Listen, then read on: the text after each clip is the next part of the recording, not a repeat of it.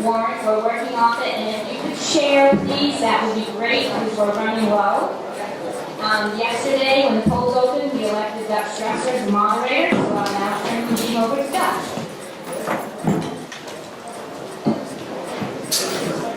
Thank you.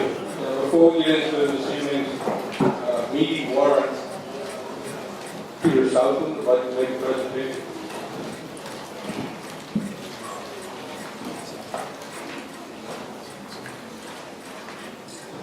Well,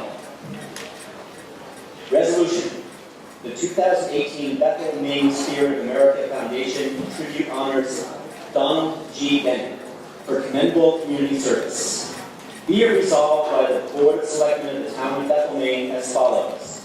Whereas Donald G. Bennett has called Bethel his home since 1945, and whereas Donald G. Bennett graduated from Gould Academy in 1952, and whereas Donald G. Bennett was Bethel's President and Executive Director of the Bethel Chamber of Commerce from 1978 to 1982, and whereas Donald G. Bennett was instrumental in promoting Bethel as a recreational area during his tenure at the Chamber of Commerce, and whereas Donald G. Bennett created computer programs for the Bethel Inn, Town and Brewery property taxes, and the Bethel Water District customer billing, and whereas Donald G. Bennett has detailed Bethel history in numerous print and internet articles, and whereas Donald G. Bennett has sent NATO news to Bethel citizens since 2006, and whereas Donald G. Bennett details current events and past history of the Bethel area through the Bethel Journal's website and the Bethel Journal's Facebook page, be it resolved by the Bethel Board of Selectmen that Donald G. Bennett is hereby recognized for his outstanding dedication, achievements, and honors he has brought to this community with the 2018 Bethel Spirit of America Foundation tribute, June 13, 2018.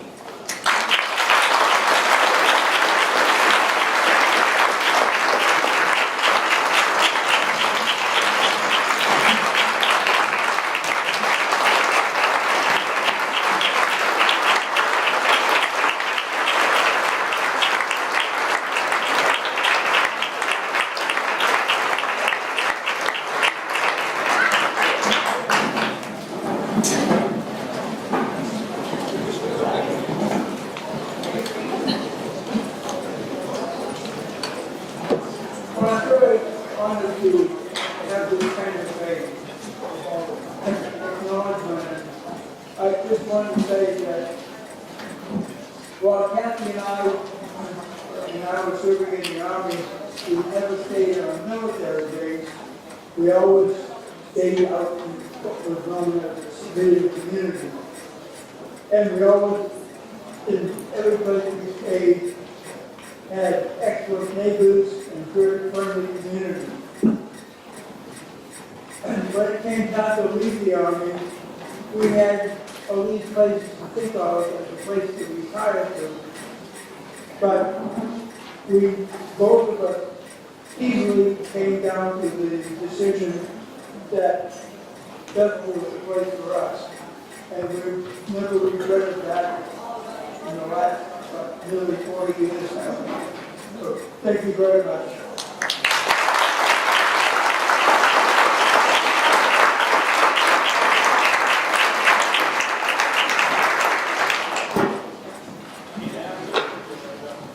Good evening. We have lots of work to do tonight, so let's talk about how we might do it efficiently and effectively. We have 3 articles in which there's lots of community interest, hence the large crowd. That's good. I'm going to assume unanimous consent for secret ballot voting on Articles 6 and 9, unless there's contest for that. So we'll do secret ballot voting then. Registered voters in the town of Bethel are free to speak. I'd like you to speak. And on those articles in particular, 3, 6, and 9, we'll stage the article by having someone make a presentation to describe what the article is about. And then we'll begin speaking in the order for, against, and neutral until we've exhausted responses. When you'd like to speak, please raise your hand. You may speak after you've been recognized, not before. and under no circumstances do you interrupt someone who's already speaking. If you're a non-resident and you'd like to speak, we'll seek two-thirds vote of the assembled group to allow you to speak. We use the main moderator's manual, 6th edition, to guide our way if we get confused on parliamentary matters, although I think we won't. Okay, with that said, Article 2 was to choose by ballot a number of elected positions. We have relatively few to report so far. We can report that Peter Southland was elected with 582 votes, and Bob Everett was elected with 585. The other votes are not yet tabulated. Article 3. I'll read the article, and then I believe Gabe Perkins is going to explain it a bit to us before we ask for a motion on the article.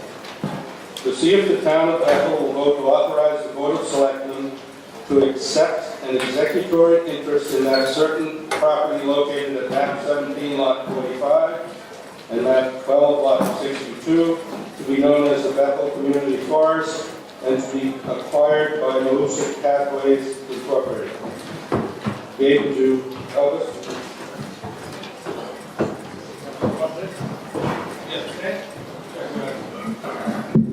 Ooh, we're on, great.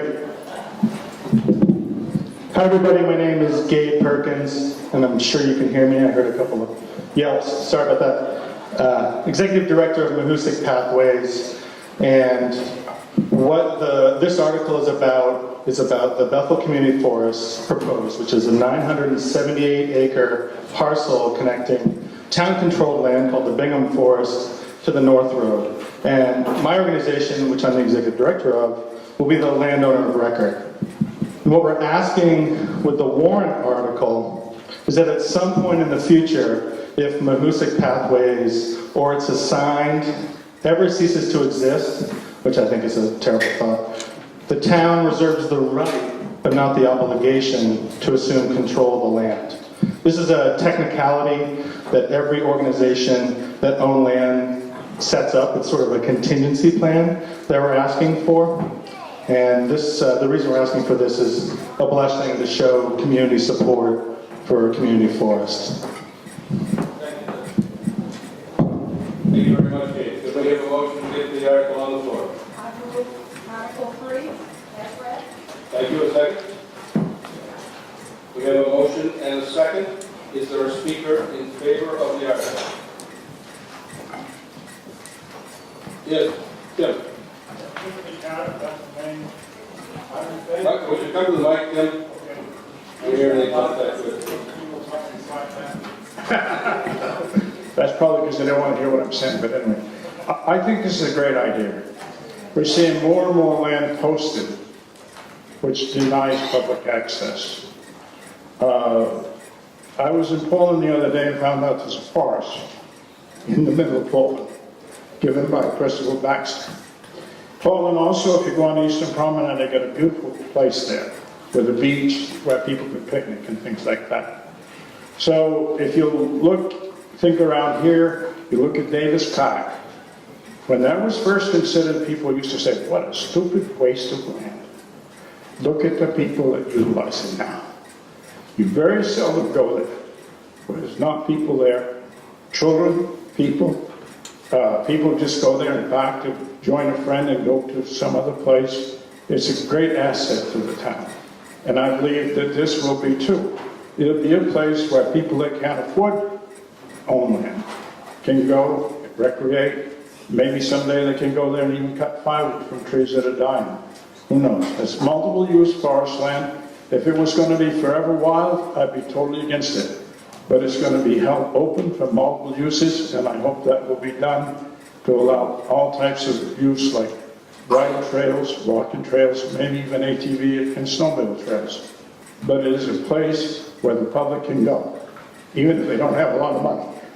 Thank you. Thank you. Is there a speaker opposed?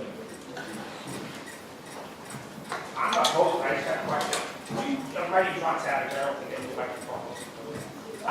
I'm just curious what the liability for the town, you know, what would be our liability? I don't think anybody can from the water against that, but what's our liability, like financial liability, long term?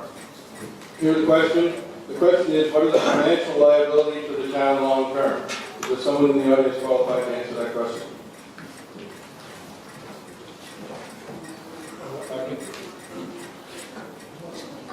Dave? Thanks, Ron. The liability to the town is fairly minimal. So we're going to set up a property endowment for this that will pay the taxes on the land. We're pledging to continue to pay the taxes, or a fee in lieu of taxes. And that endowment will also have associated property maintenance costs. And that travels with whoever the landowner is. So would the town have to, let's say you had infrastructure, like bike trails, things like that. Sure. Stand up, please. Yeah, would the town have to continue to maintain those trails? I mean, if we just, it seems like it's such an open-ended question. You know, and I'm on these trails, I have them on my name for a couple of them, so I mean, we want to. But it just seems like it's early to ask for the executive, you know, commitment from the town, but we don't know what the process or what the total liability expenses are. It just seems early, that's all. It would be up to the town to choose at that time whatever they want to do Okay, with the we land. need to be careful about addressing questions and responses in this direction. Okay. Each other. This isn't is there anyone who understands the legal liability that the town accepts? I understand there are some people here from the land first.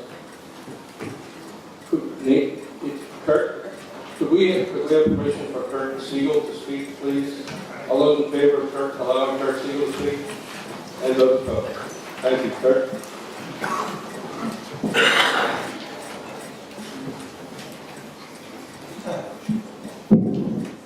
Thank you. And Albany resident here, so appreciate the opportunity to speak. So I'd be happy to talk a little bit about liabilities. Just a clarification, there are a lot of Mahoosics in the area. I'm the executive director of Mahoosic Land Trust. Like Mahoosic Pathways, we're a 501c3 nonprofit organization. We exist to serve the public. We exist for the public benefit. Our mission is to conserve land for the benefit of the natural communities and the communities of the region. We own or hold conservation easements on about 8,500 acres of land in the area. One of our primary goals is to conserve large connected areas, wildlife corridors, lands that support sustainable economic uses. For this reason, the Mahoosic Land Trust supports the community forest, and we've been involved in the public forums and meetings on the community forest. Mahoosic Pathways, as most people I think know, has vigorous programs, strong support throughout the region. They're a robust organization that is growing. Recreational use of lands is growing. So it's like Gabe alluded, it's not an organization that's on the edge of existence. Having said that, all organizations at some point, there's no guarantee that any organization will last forever.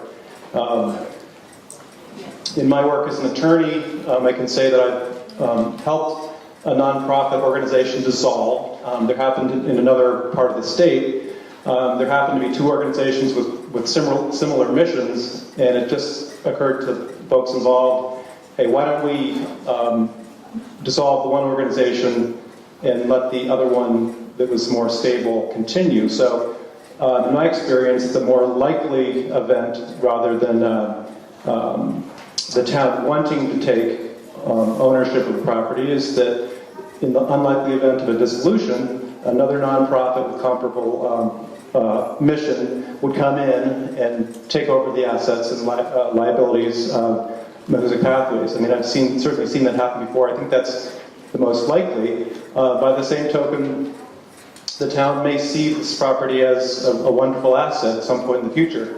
Again, it's the right, not the obligation, to assume the ownership of the property and assume the assets. So again, I think that's the thing to focus on.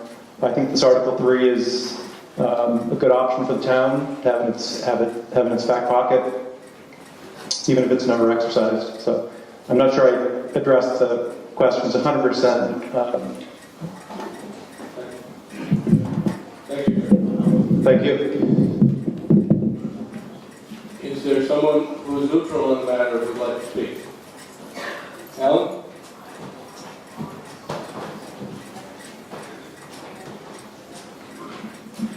Yeah, I've worked with Mahoosic Pathways and at the Bethel land where I manage, and they're a great group to work with.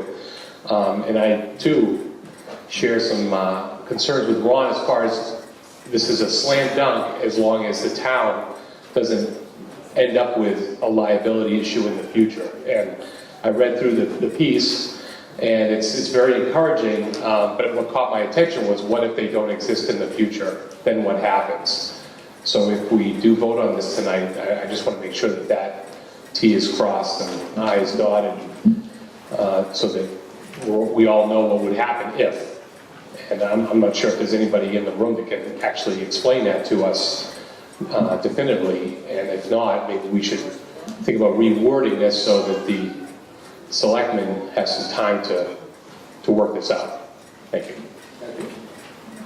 Is there someone to speak in favor of the article?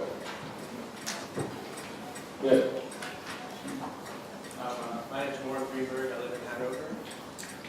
Norm Greenberg from Hanover would like to speak. All those in favor of allowing him to speak? And those opposed? Would you get this?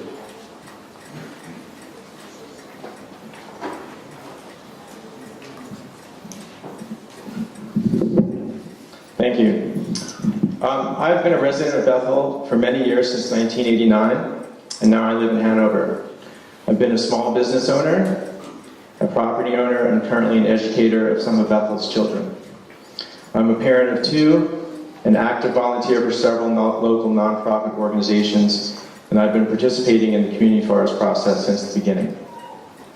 I stand before you today to respectfully ask that you approve Article 3 for the town of Bethel to accept an executory interest in the Bethel Community Forest. These are my reasons. The idea of a community forest or town forest is not a new one. It has a long historical legacy in northern New England, dating back to the earliest European settlers. There's another community forest just up the road in Errol, New Hampshire, if you'd like to visit one and ask them about it. The Bethel Community Forest would be open to all users without a fee. The Bethel Community Forest would be owned and managed by local residents for the benefit of the local community. Bethel residents would have been involved in the planning process since day one, and Bethel residents would be involved in the management of the community forest. The Bethel Community Forest would be open to whatever uses and activities the planning committee decides to allow. For example, hunting, snowmobiling, forestry, hiking, mountain biking, cross-country skiing, bird watching, educational experiences, etc., just to name a few. The money to purchase this land is being raised by the Trust for Public Land, the Northern Forest Center, and Mahoosic Pathways. The town of Bethel would not have to pay for the land in the community forest. Most of it has been raised already. You could view this as a gift to the town for use by current and future generations of residents, a gift that will provide a revenue stream for the town, similar to a savings bond you might give to your grandchildren. An endowment would be raised as well to pay for management of the Bethel Community Forest. The forest management plan would provide a source of income for the town of Bethel to be used as the town sees fit. This money could go towards lowering taxes, paying for deserving projects such as the Veterans Memorial, basketball courts or ball fields, scholarships for students to college, fireworks displays on July 4th, or just filling the potholes in our streets.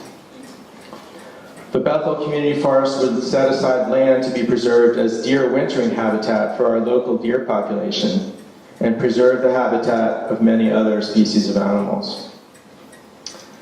The Bethel Community Forest would provide access to another town property, the Bingham Forest, and together the two would create a wonderful tract for the use of Bethel residents. The Bethel Community Forest would contribute to the Bethel economy by enhancing year-round recreation opportunities, attracting visitors to our area. This would spur local economic development by stimulating revenue for hotels, motels, and inns, restaurants and gas stations, ski shops, and bike shops. Look to the model of Carabasset Valley to see how their similar efforts have resulted in year-round economic development. The Bethel Community Forest would provide the opportunity to build multi-use trails connecting Bethel with Sunday River. Just imagine being able to travel from Bethel to Sunday River all year round without having to use a road. Local schools would be able to utilize the community forest as an outdoor classroom to enliven their curriculum. Local foresters would be hired to manage the community forest according to priorities decided by local people. The entire arrangement would be spelled out in a written agreement between the town of Bethel and Mahoosic Pathways. Mahoosic Pathways, an organization led by someone who grew up in Bethel, would manage the community forest on behalf of the town of Bethel, according to a plan decided on by Bethel residents. Mahoosic Pathways would pay taxes on the land or provide payment in lieu of those taxes. This is an incredible, once-in-a-lifetime opportunity to set aside a very large piece of land within the town for use by you, the town's residents, to enhance your lives. I moved here because I love this area, and I stay here because I love it even more than when I first arrived. I've set down roots. I'm raising children here. I want to leave them and the other children of Bethel a legacy of a great quality of life. I firmly believe that a Bethel community forest would be a very important part of that legacy. Thank you.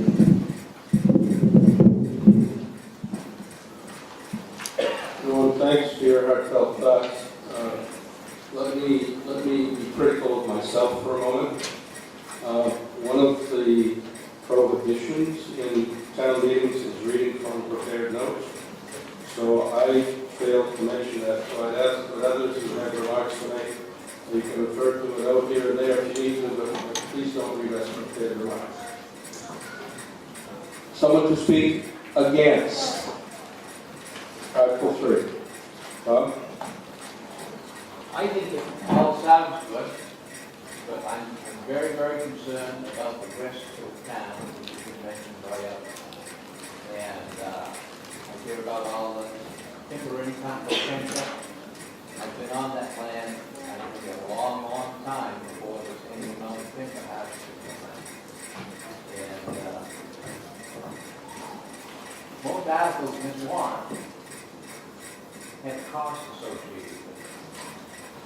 We don't know what this is going to cost us. We don't know what it's going to cost us. With the comment made about future generations. I'm afraid we're going to leave a lot of risk to future generations. So, in keeping with that, I'd like to move appropriate this time that we postpone this indefinitely, so we get time to put together a better presentation. We have a motion to postpone indefinitely. Is there a second? Second. Okay, time for a bit of parliamentary discussion. A motion to postpone indefinitely, remove this from the table and bring it back at no future date unless it's brought back as this has been brought to us. It is essentially the same as a vote on the main motion to vote the motion down. We can have discussion now, and that discussion is not limited strictly to the motion to postpone. Is there anyone in favor of the motion to postpone?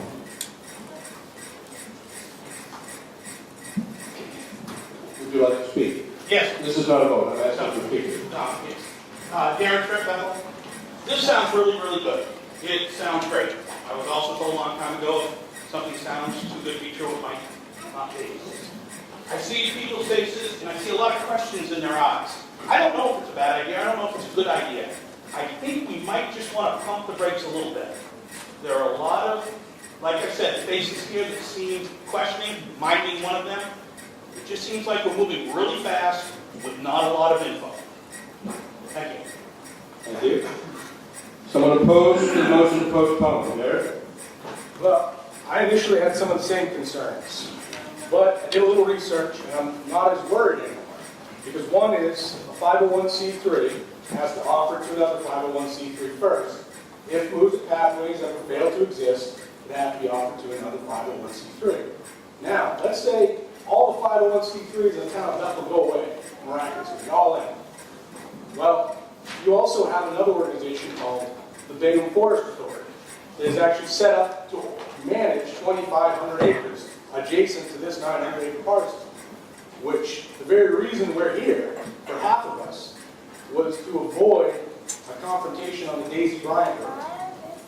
The enforcement of that easement, in order to avoid that, a bunch of us who may believe in conservation sometimes, but it's kind of moderate on it, agreed with this process. It's been 2 years to try to get access to the Bingham Forest. This property does it. It avoids a conflict. I'm not worried about the executory interest because you already have an organization set up. You've done it in 2 town meetings. You've approved it. You've approved the consent decree.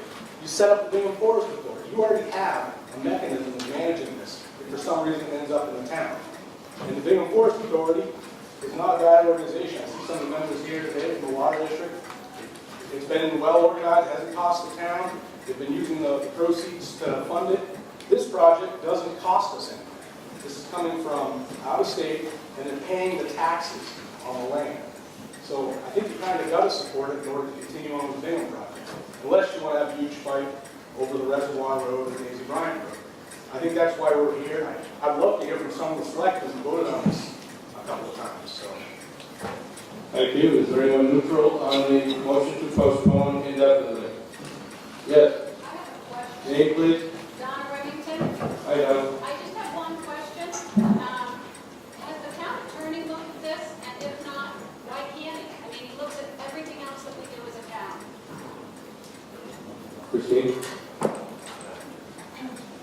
It was brought to my attention just this week to have the town attorney review it. Unfortunately, the Trust for Public Lands attorney and the town's attorney didn't coordinate, so we didn't have full answers on it. Can we bring this back to vote after they have had a chance to talk? The answer surely is yes, by some mechanism. Somebody for the motion to postpone?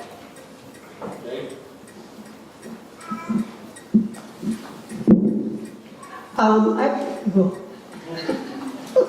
I'd just like to know how the selectmen feel about this article.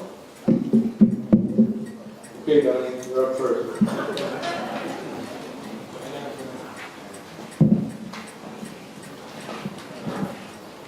Well, I guess as far as I am concerned, I would support the article. I believe that,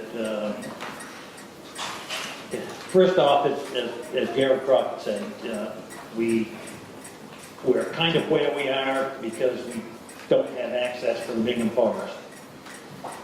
Good access. That's gonna, if we continue down the road of trying to fight for access, it's gonna cost us an awful lot of money. I think any agreement like this that you enter into, probably, I respect the thoughts of, we don't know kind of where we are yet, but I seriously doubt that we're going to get to a point where we're 110% in favor of the agreement is perfect. Somewhere along the line, you're going to get to a point where you still have questions, or people can find questions about stuff. So as far as I'm concerned, I have no doubt in my mind that this can be passed on, again, as Jared said, possibly that way, and that future generations will, if something comes up that is way more costly to the town than they want to bear, I suspect there's another vote from the legislative body that will take care of that at some point. So, thank you. Are there others on the board that would like to speak to you? So I'm clearly in favor of Article 3. As far as her comment about putting the brakes on, we've been working on this for years and years and years. Part of the reason for asking you all to pass this warrant is because granting organizations, the people who are going to help pay for this land, would like to see that the town of Bethel is in favor of having a town forest. That's really what this is about. If we vote this down, people are going to say, well, I guess Bethel doesn't want a town forest, and the money goes away.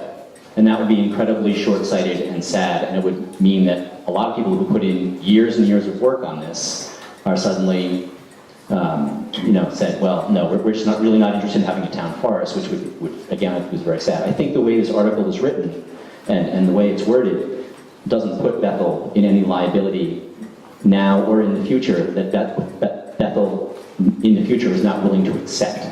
This does not put us on the hook. This means that if Mahoosic Pathways goes under and no one else is willing to take it, the town of Bethel can take it. But it doesn't mean they have to take it. And that's where we can come back in 50 or 60 years and say, yes, the town of Bethel is willing to take this on and the costs that go with it, or no, the town of Bethel is not. But right now, that's not what we're asking. We're asking for Bethel to say, yes, we're in favor of a town forest, yes, we support it, and yes, we are willing to entertain the notion in the future, if something goes wrong, that the town would be willing to take it. But it's not mandatory and it's not an obligation at this time. So as far as the way I read this article, there is no liability right now in passing this article. The liability would come down the road, again, whatever time frame it was, when we would ask again, will Bethel accept this land? Then people could say yes or no, and then we would really know what the costs would be. But for now, this is support to help with fundraising, to bring this to the people of Bethel. That's what this is all about. Thank you. Others like to?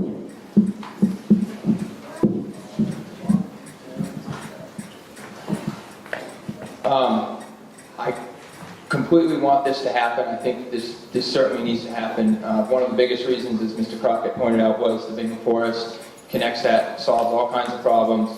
But anyone that's been to our town meeting knows that I am an advocate for not rushing things. I see no reason to not take our time and just get a few of the answers and bring this back and make this happen at a later date. I don't see any harm in doing that. I like to be cautious. You know, when you buy a car, you don't just sign up without reading the details and knowing the liabilities associated with it. The same thing goes for any major purchase that any of us are going to make in our lives.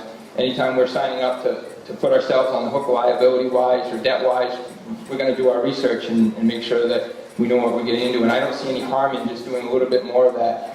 That being said, I want this to happen. I want this forest to happen. I want it to connect us to being a forest. So I think we should take our time, but when it comes back, I think we need to make that happen.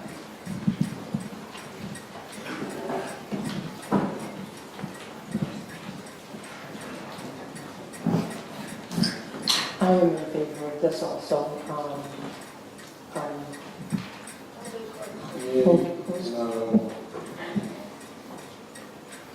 I think that we have had a lot of information about this presented to us, and I think it's a very good thing to have a forest in Bethel.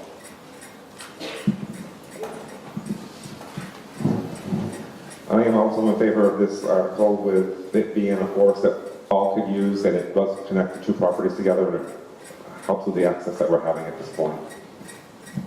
Thank you. Other comments on the postponement motion? Jim?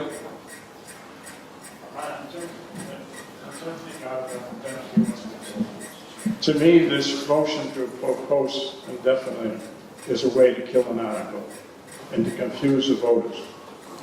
That's all it is. If you want to postpone an article for further information, you usually postpone it to a date certain so people can gather information and come back. This is known as a definite way to kill someone. When you post something indefinitely, we used to have a motion to pass over, and that's illegal slaughter. But this is a way to kill something completely and to confuse what the people are voting on.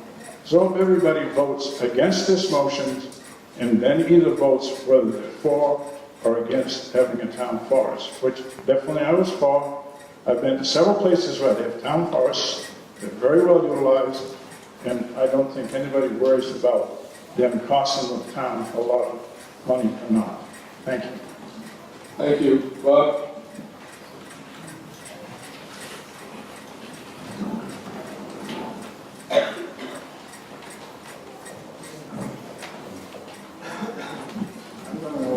Take out Mr. Crockett a minute. I'm a assessor on the assessor board. He alluded to 501c, which is tax exempt. Now, I understand in this material that they want to pay taxes or a payment in lieu of, which is kind of non-binding in my opinion as an assessor. So, are they in fact, I would ask Mr. Perkins, going to file as a 501c or not? Please direct the questions this way. Okay. I'm asking Mr. Perkins, I figure he would be the... Thank you. Yeah. Yes. Yes. Yes, what? Yes, we're registered as a 501c3. Oh, okay, now some other trusts do pay taxes in the area. Now, I don't understand, it's under tree guards, so it's greatly reduced, and they have the same benefit as other landowners to do this. But I wasn't in favor when he told me that, you know, we'll make a payment in lieu of this, and I said that's kind of non-binding, so there's some confusion on my part on the taxation. But I guess I'd like to ask the selectmen or whoever, have they ever considered, it's interesting that Kirk Siegel brought this up, why Mahoosic Land Trust was the secondary in lieu of the Bethel, because they're in the business, and that would be a natural, and he, lo and behold, told about this just happening on something that he's worked on in the state. So I think this is I'm in favor of the forest, and I think it's got a lot of good merits. I think that we're moving ahead pretty fast, and this alternate, if Mahoosic would assume this, and I guess I'd like to ask Mr. Siegel if that's even been asked or is considered as an option from our town fathers here. Doesn't that seem like a natural progression? They're in the business of doing this, and you know, that's going to give you added security in lieu of the town. I mean, I want this to happen. I think it's a good thing. I just, I don't like the way the amendment is worded as far as liability to the town, that's all. I'm not sure their opinion on who ought to do this is made for the other. Would Mr. Siegel care to venture an answer if that's an option on behalf of his organization? Go ahead.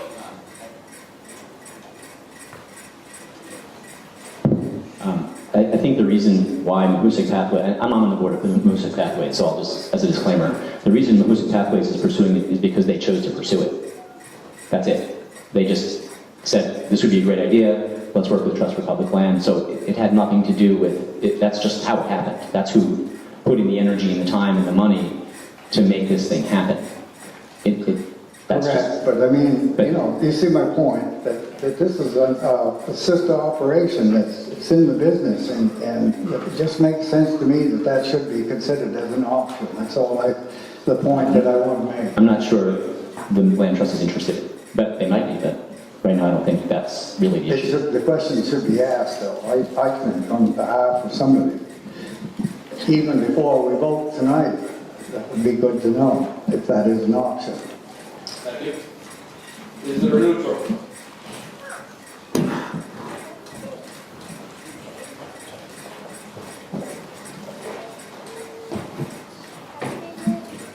Ronnie Angelo, Evergreen Road, Dublin. I believe the answer to Mr. Blake's question has already been presented here tonight, where they said that if a 501c3 goes under, then the first option is for any other 501c3 to take over the property before it goes to the town. I am not a lawyer, but that's what I've heard from two different lawyers this evening. Thank you. Is there a pro? Pro postponement. We're still talking about indefinite postponement amendment about general. Yes, I'd just like to respond to the comments that Tim Carter made. My purpose of making this motion was not to kill it at all. I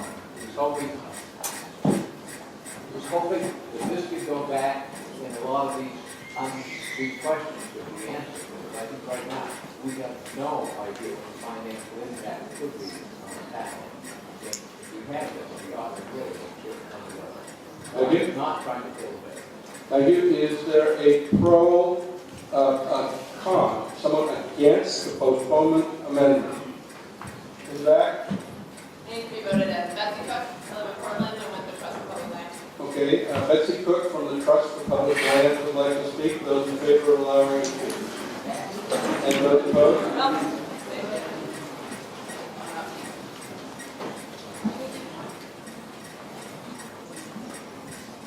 Hi there.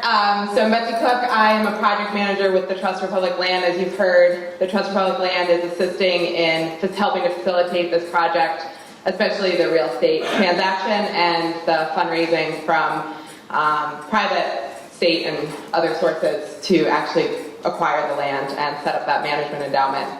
I am here just to speak to the mechanics of the transaction, because I know there's some questions around that. And so, not a Bethel resident and don't want to necessarily speak for the community as far as the benefits of the forest, but I do just want to clarify some of the mechanics. So, the way in which the executory interest would work is when the land is deeded from the current landowner to Mahoosic Pathways, there would be, if this article is approved, language in that deed that lays out the town has the right but not the obligation to accept the land if Mahoosic Pathways dissolves. That language will absolutely be reviewed by the town attorney and will absolutely be done in conjunction with the town attorney. So the article is a go-ahead to go forward with that concept, and then the language itself that binds the town or gives the town the right to accept the land if they would like it in the future will be fleshed out with the attorney and will be included in the deed from the current landowner to Mahoosic Pathways. Thank you very much. So, someone neutral on the matter? Are you neutral? I'm absolutely neutral. I mean, why do you service? If you have assurances that there won't be deaths, I know Mahoosic Land Trust for the first time just put debt on the Jen McCoy property, which is fine if they can pay it, but do we have assurances that there won't be debt as of this property? That the town, you mentioned that the town has the right to take over the controlling interest in it, but not the obligations, but does it read that way? Because it almost seems like we're required to take over the obligations, the way it reads, and I'm just confused, I'm not against it. Because the way the app is written, it makes it seem like we're responsible for some of their liabilities. Am I wrong? Yeah, I've heard a couple of times that the town would have the right to accept the property under certain circumstances, but not the obligation. Is that the language that would actually appear in the deed? And does that appear in other deeds? Yes, there are other examples of that. Thank you. Anyone, do we have any other conversation on the article to postpone? Remember what the main motion hangs out here. This is what we're working on right now is a motion to postpone indefinitely the article that's on the floor. Can I move the motion? Yes, in the back. I move the motion. Okay. We have a motion to call the question, which is the motion for postponement. Is there a second to that? Those in favor of ceasing debate on the motion to postpone? And those opposed? All those in favor of the motion to postpone indefinitely the article under consideration, please so signify now. And those opposed to that motion? The motion to postpone is defeated. We can have further discussion on the main motion if there are those who need to speak. Already. I'm sorry? Move to vote. We have a motion to call the question, and we have a second. Those in favor of calling the question? And those opposed? All those in favor of Article 3 as written, please signify now. And those opposed? Article 3 is carried.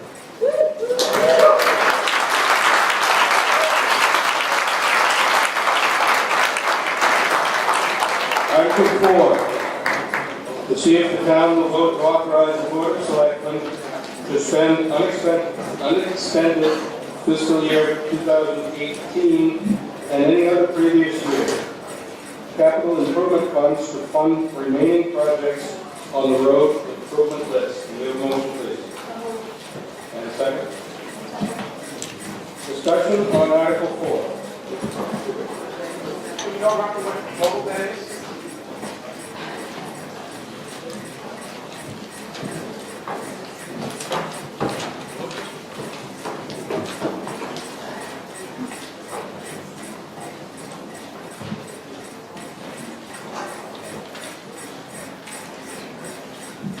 Currently, there's about $60,000 left over from past road projects. This would let the Board of Selectmen allocate that to the next set of roads. Further discussion on Article 4. Seeing none, those in favor of Article 4? Thank you, and those opposed? Article 4 is carried. Article 5, to see if the town of Bethel will vote to authorize the Board of Selectmen to move up to 10% of the unexpended balances from various accounts as needed to provide for a smooth transition of town business. Motion? And second? Thank you. Discussion on Article 5. Seeing none, those in favor of Article 5? Thank you, and those opposed? Article 5 is carried. Okay. Article 6 is a secret ballot article to see if the town will enact an ordinance entitled Town of Bethel Ordinance establishing a moratorium on registered caregiver retail stores. Who's going to set this up for us? Christine? Briefly, the proposed moratoriums on your yellow sheet. This was a proposal from the Board of Selectmen to take it to the voters.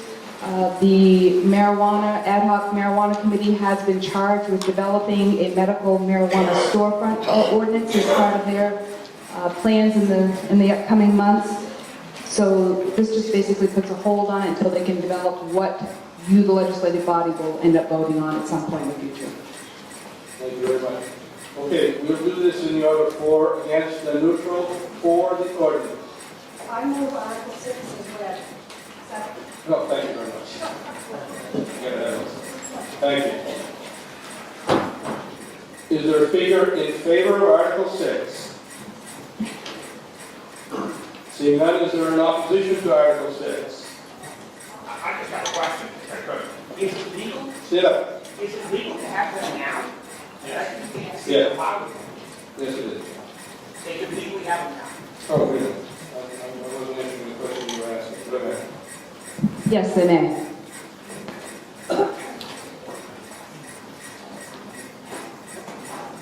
Well, I have one question. Is my understanding that the town attorney recommended this time?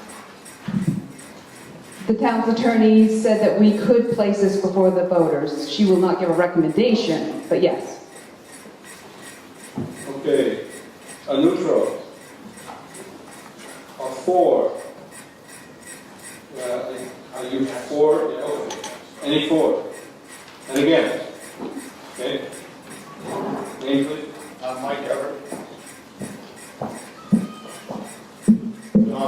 It is legal to have the caregivers actually sell marijuana to their patients, basically out of any building that's under their control by the State Marijuana Act.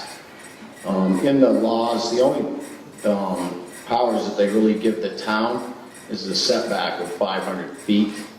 If a caregiver wanted to open they call it a storefront, but the general public can't come in and buy marijuana. It's limited to their patients. If a caregiver wanted to set up a storefront in town somewhere, as they call it, and they weren't allowed to, and some of the patients in town, they don't want to go to someone's home or meet somebody in an alley to get their medicine. They end up driving to Augusta or Rumford. There's these caregiver storefronts opening up in Saco, Raymond, Auburn has 5 of them. They're all over. I also feel that the town's kind of overstepping their bounds in this. They've had 9 years to do something like this, guys. They haven't acted on it. They've had 9 years. Now we're sitting here. The other issue on it is they're putting a ban on educational materials. Who is they? The town that's in the actual moratorium that's on educational materials. That's actually protected under the free speech Amendment 1 of the Constitution. Educational materials are the free speech and it's protected. So I think the town's actually opening us and everyone involved up for a lawsuit. It hasn't been tested in the state yet, and there's a lot of towns feeling that way. So.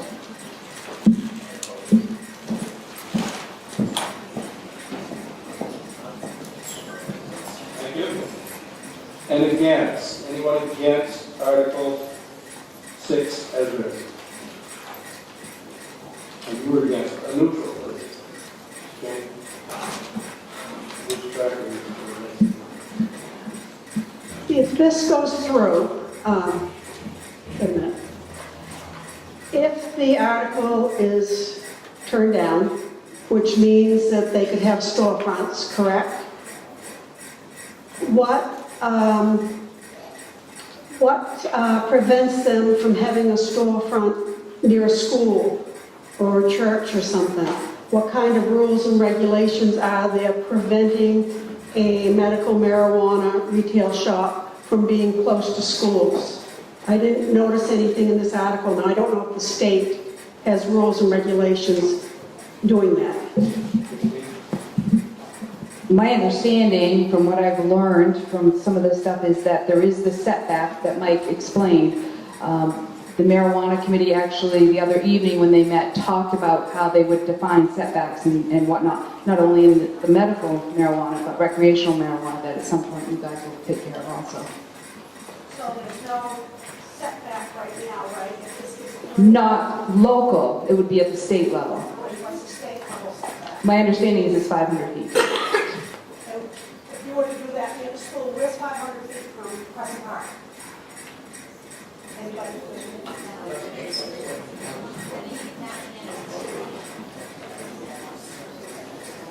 That was the neutral. For Article 6. Who's for Article 6? Who'd like to speak for Article 6? Rick?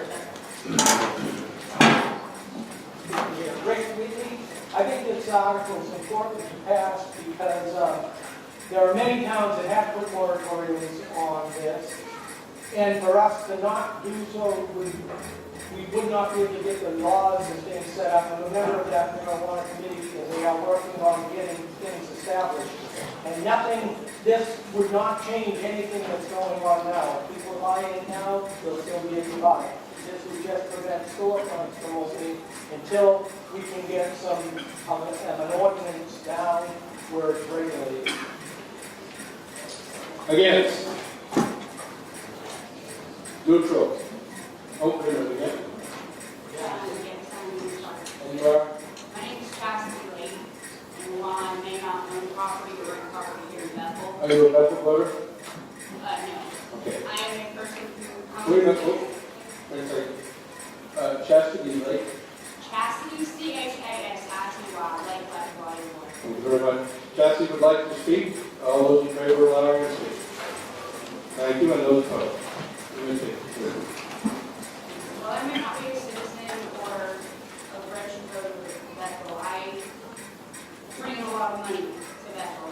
I live not far from here.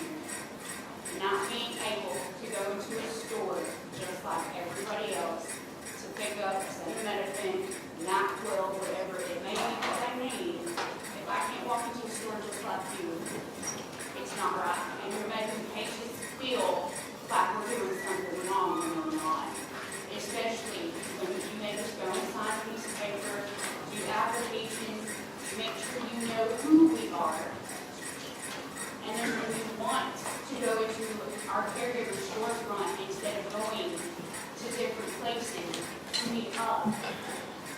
This is how we want to do it. We want to be just like a regular consumer, like everybody else. You choose to continue to wait it out to see what's going to happen. I was at the selectors meeting, and again, it was all about waiting and waiting and waiting. Y'all guys have plenty of time to put it together.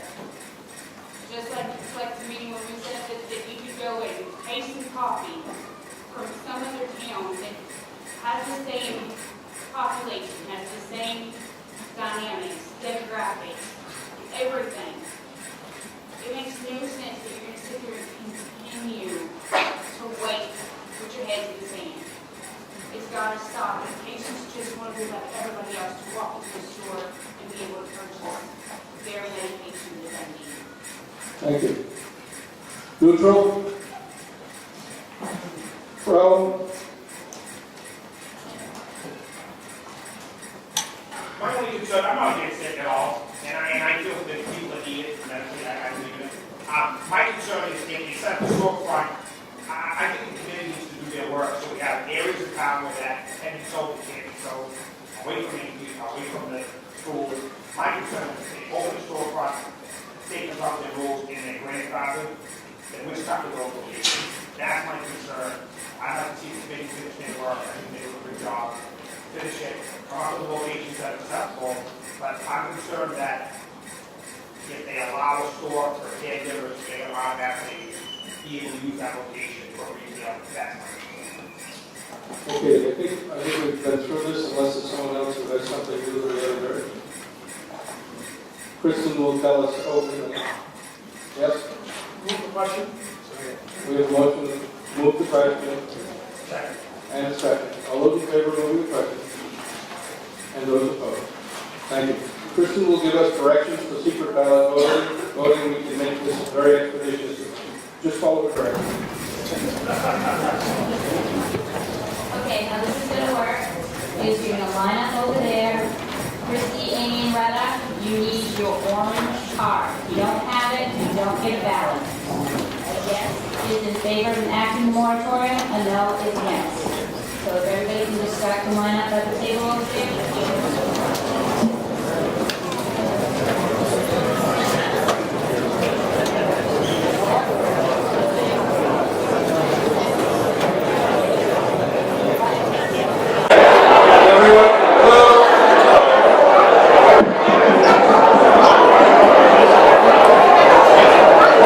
Everyone had a chance to vote? We're going to tabulate.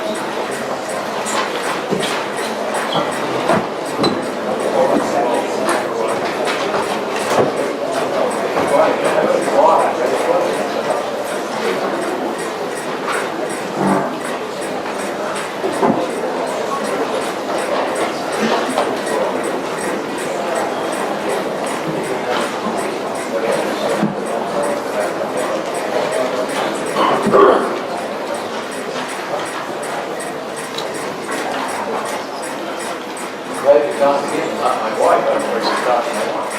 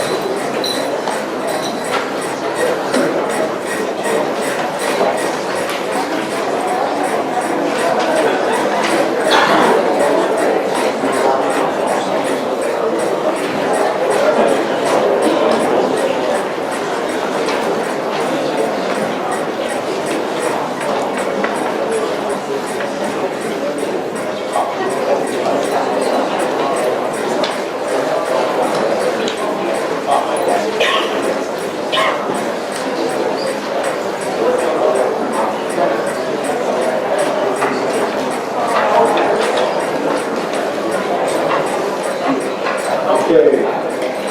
Article 6. In favor of the article, 86. Opposed to the article, 83. The motion is carried. Article 7. To see if the town will vote to ratify the actions estimated overdraft for the fiscal year 18 budget. The significant overdraft is contributions local, and I understand that we passed Christine. Yes, actually, this is not taxpayers' money. What ended up happening was cable franchise fees and snowmobile grants that comes into the town, goes directly to those agencies. It's more in the effort of transparency to let you know that it looks like an overdraft, although it's not taxpayers' overdraft. So, we have a motion on Article 7, please. I will Article 7 is read. We have a motion and a second. Discussion on Article 7. All those in favor of Article 7 as written? Thank you, and those opposed? Article 7 is carried. Article 8, to see if the town will vote to fix dates when property taxes will be due payable, and to see if the town will fix a rate of interest on property taxes unpaid after set dates. The selectmen recommend taxes will be due and payable in 2 equal installments, October 1, 2018 and April 1, 2019, and interest will be charged on any unpaid amounts at a rate of 7% annual as of November 2, 2018 and May 2, 2019. We have a motion. We have a motion and a second. Discussion? Those in favor of Article 8? Thank you, and those opposed? Article 8 is carried. Article 9, to see what sum of money the town will vote to raise and appropriate for the Veterans Honor Roll Park. Craig, would you set the stage for this one for us, please? The Veterans Honor Roll Park Committee requested $50,000. The selectmen do not recommend $50,000 by a vote of 2 in favor, 3 opposed. The Budget Committee does recommend $50,000. I move Article 9 is read. Okay, fine. We have a second, thank you. Craig, you're going to explain this, please?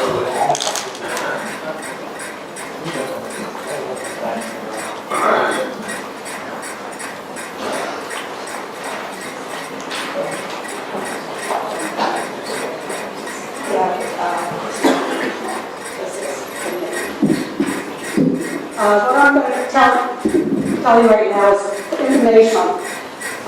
We, the committee, would like to thank our first responders in the town of Bethel, meaning the fire, the police, and the rescue department. They are the people we depend on every day.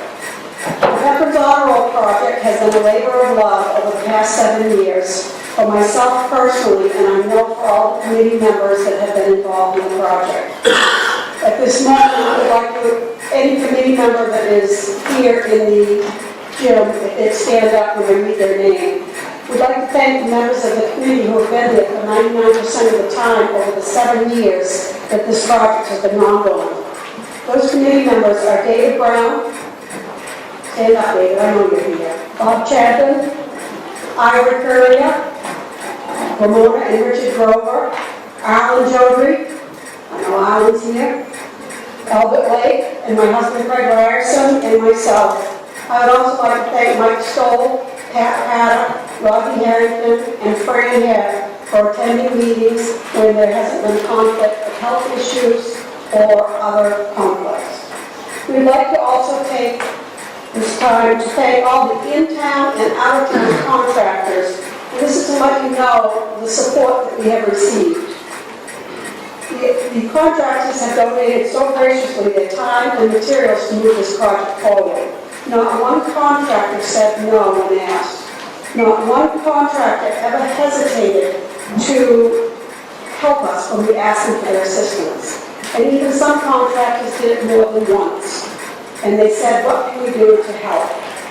The contractors that have donated to date are Bethel Water District, Brooks Brothers, David Barrett Carpentry, David Brown, Coleman Concrete, Craig Ryerson Construction, Courier Electric, Jay Wilson, Doug Jones, doing business as Cross Excavation, George Nicholson, Henry Hudson Concrete from Harrison, Maine, Jerry Moran, John Kimball Carpentry, Kathy Ford Carpet, Pike Industries, Pine Tree Paving, R.A. Douglas Inc., Savage Brothers, Top Notch Tree Service, Western Maine Supply, Young's Machine, and Peter Barlow and his volunteer senior metalworking class from Region 9. This project was an idea over 7 years ago, and it was made possible by the decisions of the selectmen of Bethel and through the professionalism of Jared Crockett in obtaining a clear title for that parcel of land the Honorable Park is on. The landowner, before signing over the tract to the town of Bethel, stipulated in the deed that this property shall be used for the sole purpose of constructing a Veterans Monument and park to honor veterans. The Veterans Honor Roll mission statement is to erect and maintain an honor roll monument to be a lasting tribute to the veterans of Albany, Bethel, Grafton, Mason, and Riley Plantation who have served their country so honorably. The mission statement says honor roll. Don't get confused with memorial. An honor roll honors those who went into service from the area towns and may or may not be alive today. A memorial honors only those who have died in the service of their country. This park will recognize all veterans living and dead. If you go to the honor park now, you will see a new obelisk. That's the center monument that recognizes anybody and everyone who has served their country, regardless if they were from Bethel, Maine, or from anywhere in the United States. The obelisk was made possible by the generosity of the families of Bob and Nancy Chapman, Alan and Eleanor Jodry, and the Phil and Mary Chapman Trust. This alone was an $18,000 investment. To date, in time, equipment, materials, labor, there has been $42,166 donated by local contractors mentioned previously. Committee volunteer time has been 1,550 hours for a dollar sum of $42,661. An $80,000 wrought iron fence, which will surround 3/4 of the property, and which all materials have been paid for a sum of $5,000. And this is what Region 9 is doing. Flags that have been installed on site have a retail value of $6,200, sold to us for $3,500 through the generosity of Ed Rita from Uncommon Flags USA in Lombard, Illinois. Those flags are made in America, and he has twice provided towns for the town flags for the town of Bethel on our telephone poles. He did this for us because he likes helping out veterans projects like this. 5 of the 6 Park Star benches have been sold at $5,000 a piece. 2 of the 3 Baptist benches have also been sold at $32.50 a piece, with 2 more possibly for sale. Funds will also be raised for the sale of pavers. To date, the in-kind donations have been $164,700, with the project value to date being $210,000, which includes all benches, flags, trees, fence materials, and marking materials. Why are we asking for $50,000? Because after 7 years of working on this project, this request will allow us to complete and install over 25-foot walls etched with the names of over 1,400 veterans. Now, I'd like to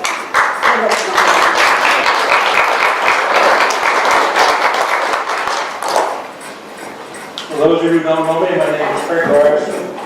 I'm a 20-year veteran of the United States Army, and thank you all for supporting me when I was in the service and my other company. The other night I was at graduation, and I happened to notice 4 people that were signed up to go into the military. Marines, Army, Navy, the service. I got thinking about that a little bit. So I'm the voice tonight for not only those 4 people, but also the 1,450 names that will go on these 2 monuments that will be put in place. If we do not receive the money tonight, it's going to happen. We're committed. This is going to happen. But for the last 55, 56 years, almost 60 years, and there's been nothing in this town that has shown of the people that have gone into these towns. The 4 individuals that are going in, and I was in the Army Recruiting Command for 12 years, and I was also a drill instructor at Fort Leonard, Missouri. I know what it takes for somebody to go in the military. I know what it takes for somebody to go through 8 weeks of basic training. And I know the commitment that they make when they sign up. And I'd like to read you that commitment. They take an oath. It says, I do solemnly swear that I will support and defend the Constitution of the United States of all enemies, foreign and domestic. That I will bear true faith and allegiance to the same, and I will obey the orders of the President of the United States and the orders of the officers appointed over me. And then they learn the soldier's creed. I serve the people of the United States. And I live in the Army values, or the military values. I am disciplined, physical, and mentally tough, trained and proficient in my warrior task and drill. I stand ready to deploy, engage, destroy the enemies of the United States of America in close combat. That's a powerful thing for somebody to do. When I was in the recruiting command, I made it a point, when I was recruiting for the Army, when I sat down with a mother and father and a 17 and an 18-year-old son and daughter, that I let them know what the consequences would be if they joined. And we know what the consequences could be. It probably happened to some of your family. I know it has mine. So that's why we need the $50,000. The $50,000 means if we get that tonight, it's going to turn into $114,000. And the project will be 90% complete. That means we can order the walls. That means the names are paid for. That means that we're going to achieve our goal.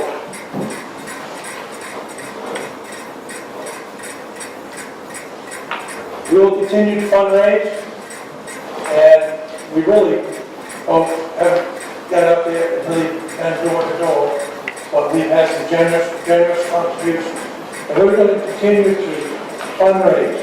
And before any name goes on that wall, we will be a committee that makes sure that that individual name is supposed to be there under the Civil War, under World War I, under World War II, and the rest of the wars.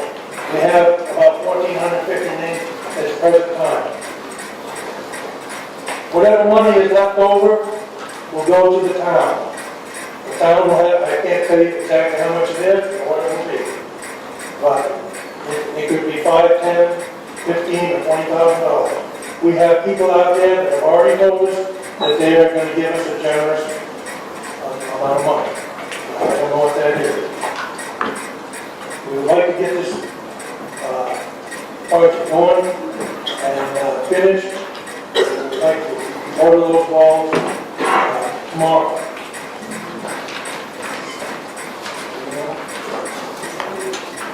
So I appreciate your support. Interested in any comments, any questions you might have. And thank you very much for your attention.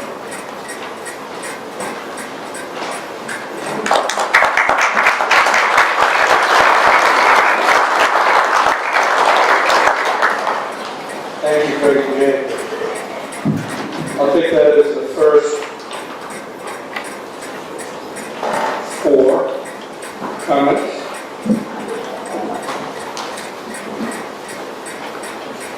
Any opposed like to speak? Any neutrals like to speak? I don't think the motion included the dollar amount. It does not. Thank you. I mean, I think it isn't written like, in a lot of these, the amount is written in what it is. You're exactly right. So somebody has to recommend 50,000. I think that's what you intend to do, Jay, right? All right, so we'll make the motion that we could raise 50,000. Was that in the amount of? I move Article 9 into, as read, with the amount of $50,000. And the seconder, okay with the seconder? Okay, thank you. Any neutral? Any more forward? Please use the microphone.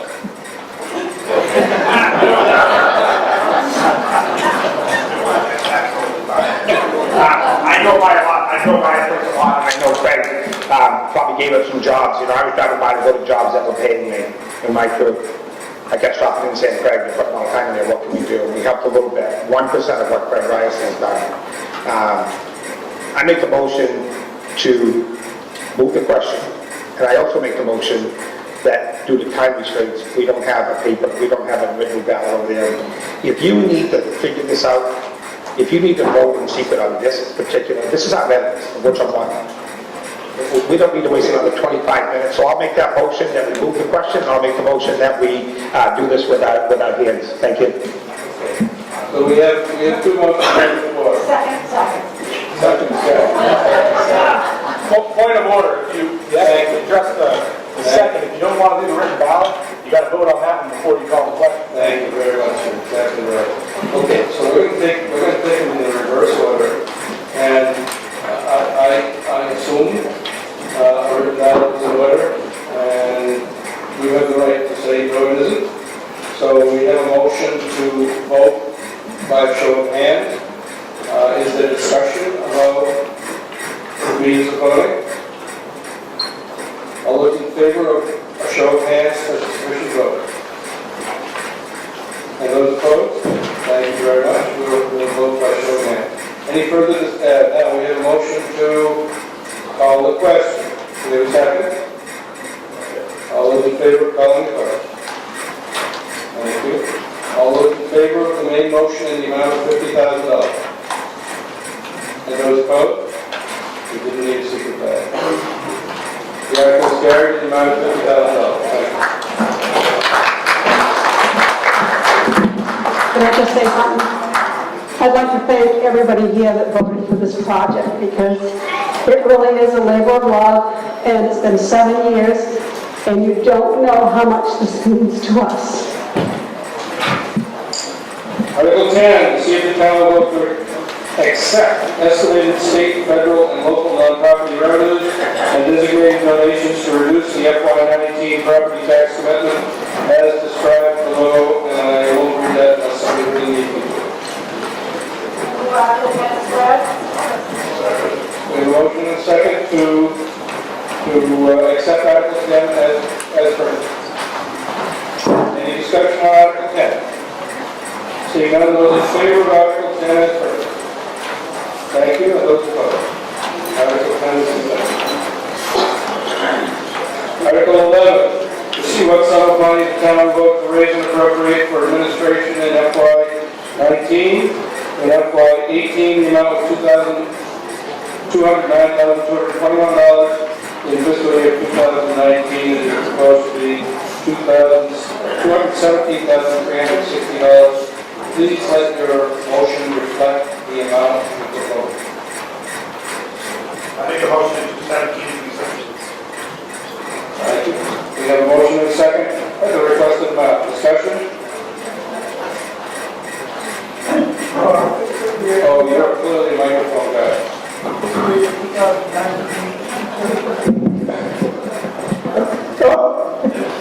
Fiscal year 2019, $217,360. For fiscal year 2018, $209,221 for fiscal year 2018.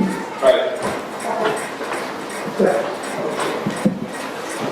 Further discussion? Seeing none, those in favor of Article 11? In the amount of $217,360. And those opposed? Thank you. Article 11 is carried. Article 12, to see what sum of money the town will vote to raise and appropriate for operation of the town's clerk department in FY19. In FY18 was $87,587. The proposed amount for fiscal year 2019 was $89,871. Thank you. We have a motion to accept the recommended amount. Discussion? Those in favor? And those opposed? Thank you very much. Article 12 is carried the recommended amount. Article 13, to see what sum of money the town will vote to raise and appropriate for operation of the Assessors Department in FY19. FY18 was $45,000. It's proposed for FY19 at $50,455.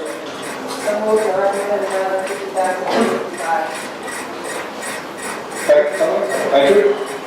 Moved and seconded in the requested amount. Discussion? Those in favor? Thank you. And those opposed? Article 13 is carried in the requested amount. Article 14, to see what sum of money the town will vote to raise and appropriate for operation of the Finance Department in FY19. FY18 was $89,737. Fiscal year 2019 is proposed at $92,421.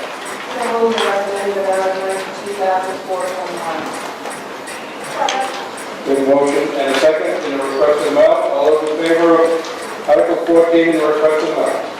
And those opposed? Article 14 is carried. The requested amount. Article 15, to see what sum of money the town will vote to raise and appropriate for operation of the Planning and Development Department in FY19. FY18 was $72,593. The proposed amount is $72,786.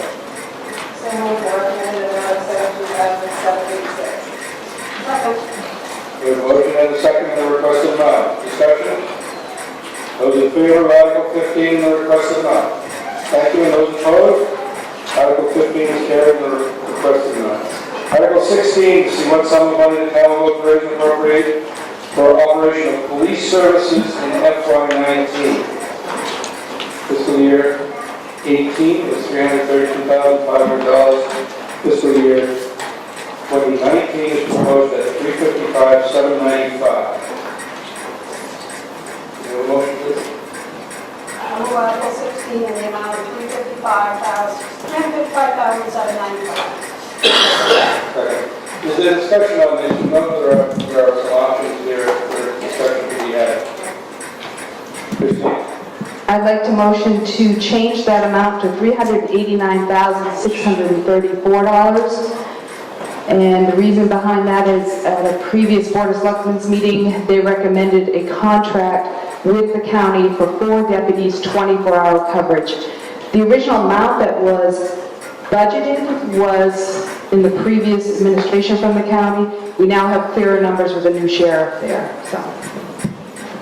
For $389,634. We have a motion to change the number requested to $389,634. Is there a second? Second. Discussion. Is there discussion? Can I just ask a clarifying question? Yes, of course. Barbara Merritt, Bethel. So in increasing the budget, we would be guaranteeing the 24 hours of police coverage. Is that correct? That is what the contract states, yes. Thank you. James was first, you're next. Go ahead. The amount of $355,795, was that for different coverage? Actually, that number includes $8,000 for animal control, just as a side note. That was not for different coverage, that was from the previous administration. Because the sheriff had left, the administrator at Oxford County just gave us a number. Now that the new sheriff is in, there is clearer numbers with a clearer offer and a contract proposed. Sarah? I was just wondering, what were the hours before? Thank you. What were our hours of coverage before? Previous hours covered. 21 hours.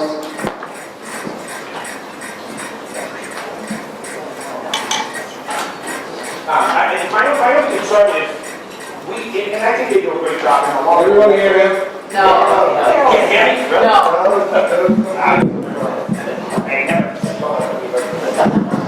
So my only concern is, I think we just have to keep in mind, I think the sheriffs we have are fantastic, they're doing a great job. My concern is we have to also calculate what we're paying the county for coverage, okay? In our county budget, Christine, I don't know if you have that number, but we're paying for county coverage as well as our own full-timers, where Greenwood, Murray, Gilead, Albany, Woodstock, we're paying for full-time coverage, and we're also paying the county. I'm not complaining about the coverage, but we are getting sort of double dipped. It was our choice when we disbanded, but we are getting double dipped a little bit, and I think the selectmen and the town manager need to take a really good look at this long term and say, you know, this keeps going up. I think when it started, Darren might know, it was like $315,000 for full 24-hour coverage. And then I think the previous town manager negotiated it where it wasn't, without telling them that it wasn't 24-hour coverage. I'm not complaining about the service, I just think we have to look. Christy, do you have that number, what the portion of county is that covers police? No, I don't have the breakdown, but I know that our Oxford County assessment in the upcoming year will be $444,703, which will include County coverage, right? So what I would ask the selectmen to do in the future, and I'm not against 24-hour coverage, I own an establishment that serves alcohol, and I'm for it. We should negotiate with the county. We should say, listen, you can take our sheriff, if you need to run to Murray, run to Greenwood for an emergency, take and run with it. But if we, next year, if we can negotiate 3 instead of 4 and have them cover us those hours that we're paying the county for, I kind of feel like we're paying for like 30 hours of coverage. Because we're paying for the 24 full-time and we're paying for the county coverage. So we're kind of paying twice. You know what I mean? It's like having a cleaning service and then hiring the cleaning girl on the side to come and clean extra. I'm not against them. I think they do a fantastic job. I just think the leadership of the town should look at that and come up with a different negotiation for next year where we could be covered. The way I read it in the paper is if we're getting 17 hours of coverage, the other X number of hours, we could be waiting longer. Well, if we're helping cover the rest of the towns around us, I think they should be covering us on our off time. I'm just concerned that this keeps inching up. I mean, we're going to be over $500,000 for police deputies this year. And I think Darren used to run it for 3 and change. So that's my only take. I think it should be, the leadership should look at it long term and try to negotiate with the county and say, well, why are we 24? Why can't you move somebody in the evening or when we're not covered early in the morning and cover us where we're also paying the county? Other towns pay nothing. I mean, they pay the county, but they're not paying for their cops 24/7. You see what I mean? It just seems it seems like we're paying twice. Thank you. Anyone else? Rick? Thank you. I wonder if we could hear from the sheriff as to what the assets are that the county can bring to the town, such as the number of employed deputies, the number of K-9 units in the area, number of investigators, detectives, that sort of thing. A specific number on those items. Sheriff Curry, would you like to speak? All those in favor of having Sheriff speak? No, Sheriff say no.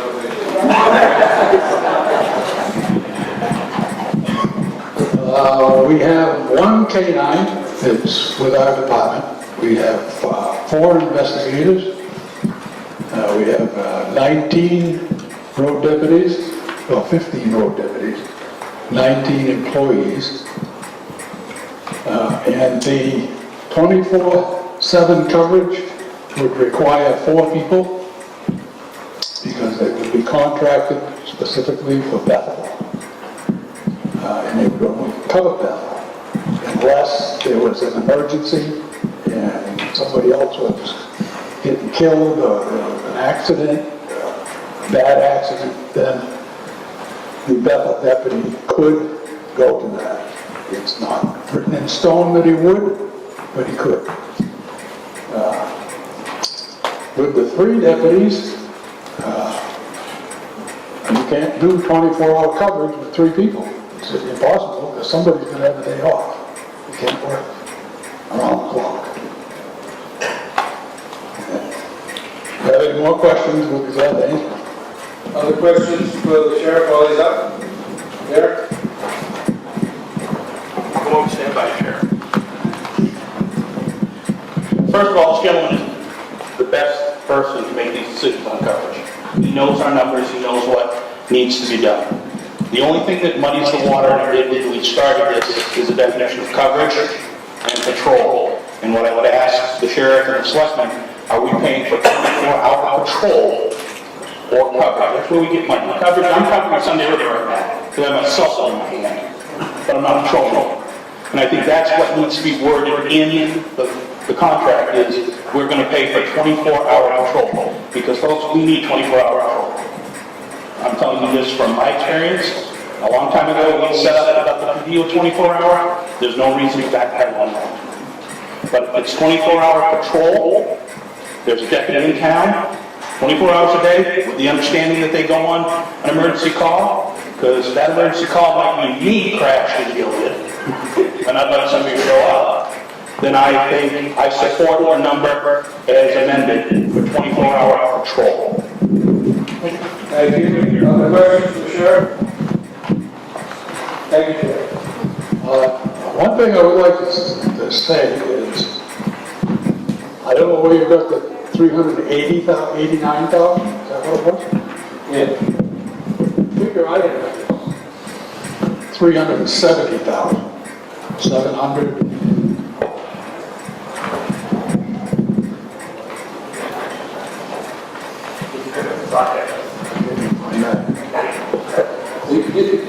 I heard 307,007 something. Something I can't find.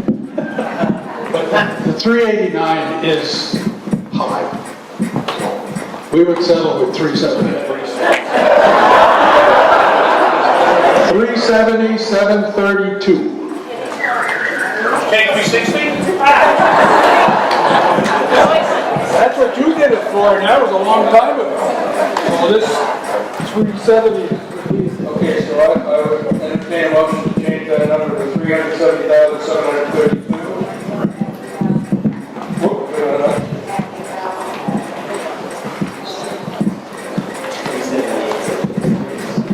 Okay, we would entertain a motion to change that number to $378,732, $8,000 in there for animal control. Hang on.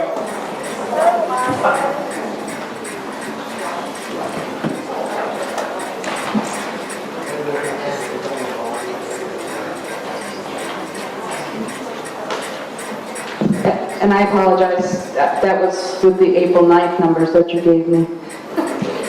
Okay, so I will ask to amend my motion to $378,732.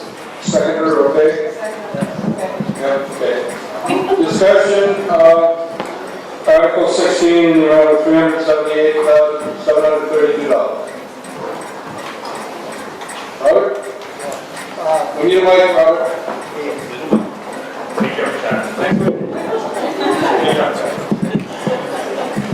I'd like to ask how many deputies, and I want to commend you, I think you guys are doing a hell of a job, so thank you still. I wouldn't want it, I know that. Well, one point I would make, we also pay for state of Maine police because we're in income tax, state of Maine, so if you knew the real true cost of what we're paying for police protection, I'm guessing the county budget is at least 40% of that goes to, and then maybe even a larger number. But the question I wanted to ask was, how many deputies in Oxford County are working at 3 o'clock in the morning, standard procedure, during the middle of the week, say? Without none. Now, if we go with this plan, we've got one supposedly on patrol in Bethel 24/7. 24/7 now. You get an accident in Norway, who are they going to call? Are they going to get you out of bed, or are they going to call the Bethel cop that's on duty in the They're town? going to call our dispatch center just like they do now. And there will be somebody in Bethel when they get the call. So this is, we're right back to Darren's department. We were covering Gilead Rumford because an officer needs assistance, and if I was that officer, I would want assistance, but it's not a good scenario if we've got the only guy in the car in Oxford County that we're paying for. If I understand this right, we're going to be, you're going to be pulling him out of Bethel to address that accident or whatever.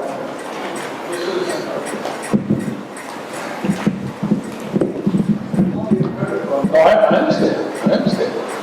I won't arrest you until after. Your Bethel police officers will be in Bethel 24/7 unless there's a emergency that's probably in a group home or at Sunday River, or it might be up toward Gilead. No. We have deputies that are on call for calls in other areas other than Bethel. So those people would be called. The guy from Bethel might have to stop that way until the other guy gets on with him and gets up there. But then, as soon as the other guys get there, he will be right back here in Bethel. Chair, can I ask, does the fact that there are no deputies other than ours on at 3 o'clock in the morning mean that, generally speaking, we don't need a deputy at 3 o'clock in the morning?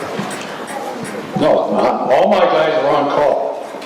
It's just, they're all contract, they're all union, so I can't work for more than 8 hours a day, so. Would we be in good shape if we were on call at 3 in the morning after everybody? Again, if that was for instance, you would only have a 3-man department. And with a 3-man department here, you're going to have some on-call time. And the on-call time is what worries me, because I don't know where the deputy would be coming from if he was called to something up here. He could be coming from Brownfield. He could be coming from Peru. Could be coming from anywhere. They live all throughout Oxford County. Thank you very much. Any other questions for the chair?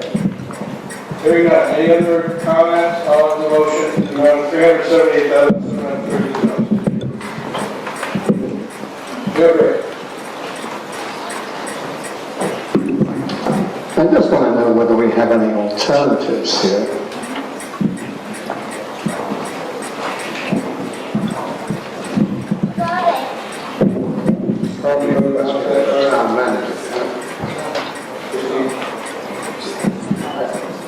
This legislative body chose to go with Oxford County when the previous department was dissolved. I mean, you can certainly not sign a contract and we'll go back to just them showing up whenever they did want to. It is a proposal for a 3-year contract.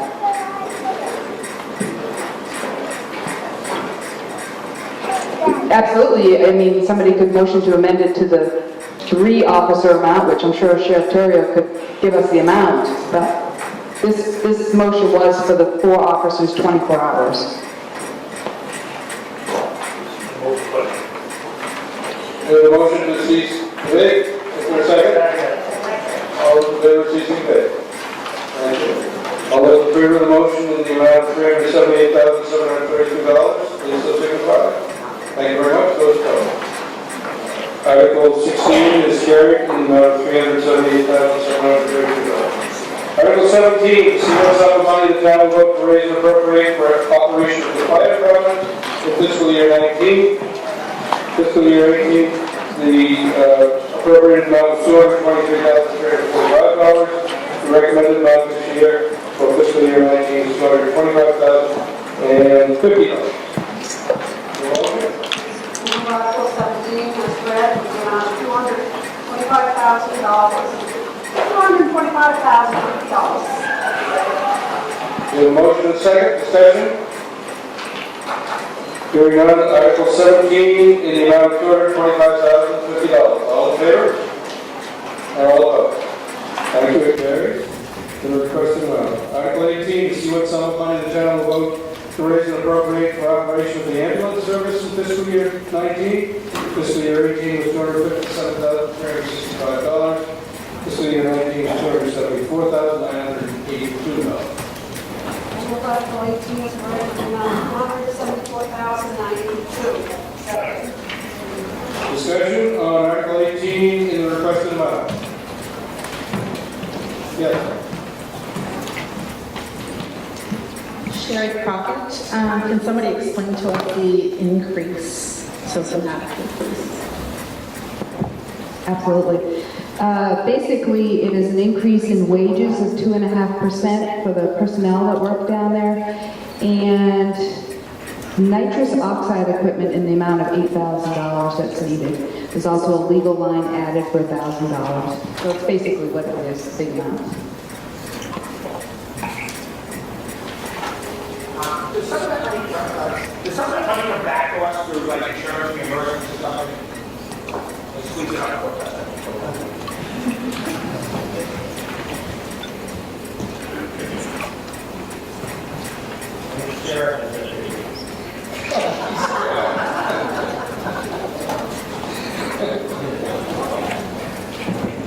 It is projected for fiscal year 17 to have ambulance revenues of approximately $140,000. So that would offset some of that. Further discussion on Article 18? Seeing none, all those in favor of Article 18 in the amount of $274,982, thank you, none opposed. Article 18 is carried in the requested amount.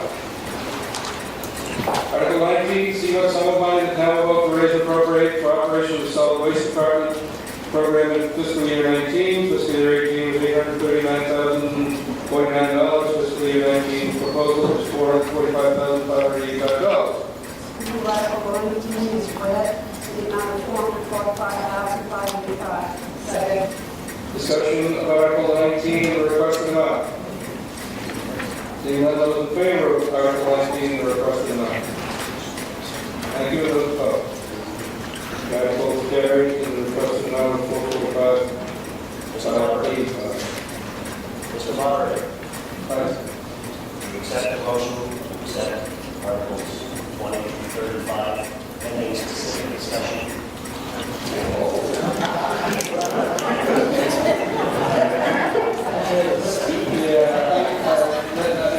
It's a great idea.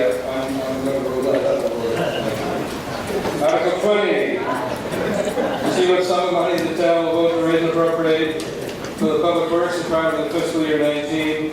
The requested amount is $563,384. Motion on Article 20. Discussion on Article 20. Hearing none, those in favor? Thank you, those opposed. Article 20 is carried in the requested amount. Article 21, to see what sum of money the town will vote to raise and appropriate for the operation of the coal block in fiscal year 19. The requested amount is $29,510. I make the motion at 29,510. Second. Discussion? Those in favor? Jump in the gun. Okay. And those opposed? Thank you.